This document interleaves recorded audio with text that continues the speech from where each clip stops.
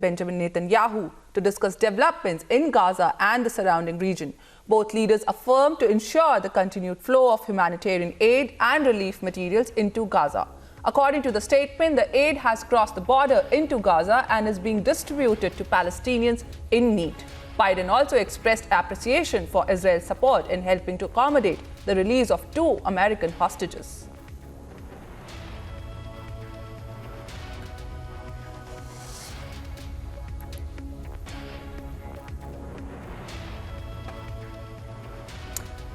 Meanwhile, US, UK and allies have extended their support to Israel while urging it to uphold humanitarian laws and support to Israel's right to defend itself against the Hamas terrorists. The joint statement was issued on Sunday by the White House after US President Joe Biden initiated a call with Canadian Prime Minister Justin Trudeau, President Emmanuel Macron of France, Chancellor Olaf Scholz of Germany, Italy's Prime Minister Giorgia Meloni and Prime Minister Rishi Sunak of the UK.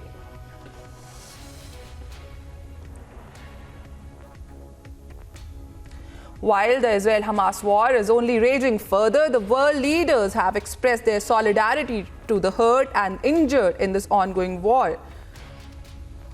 Joe Biden of United States has maintained that while he stands with Israel, he also stands for the humanitarian cause of safety of people. Relief has started trickling in for the ones who have been injured in the Israel-Hamas war so far, as 2 convoys of relief crossed Rafah border yesterday, and even India has sent its Indian Air Force flight with support.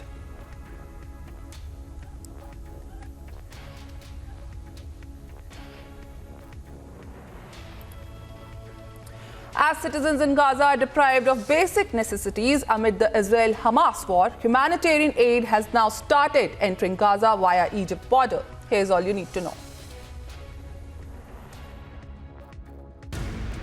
Days after Israel agreed to allow humanitarian aid to Gaza via Egypt border,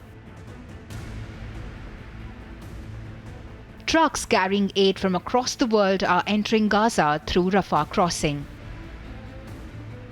According to United Nations, its trucks transported fuel from a UN depot at Rafah border crossed within the Gaza Strip. Since days, Israel has been fighting Hamas terrorists in Gaza, following which Gaza witnessed a large-scale destruction, leaving civilians without necessary supplies.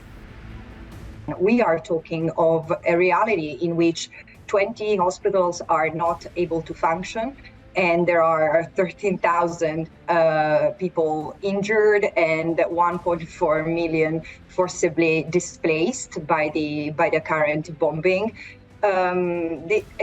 What is needed is a ceasefire and the unfettered, unimpeded entry of all humanitarian aid needed, which is much more than what 20 trucks can deliver. And this is the reality. Yes, it's a drop in the ocean. On Sunday, an Indian Air Force plane carrying nearly 6.5 tons of medical aid and 32 tons of disaster relief material for the people of Palestine departed for Egypt.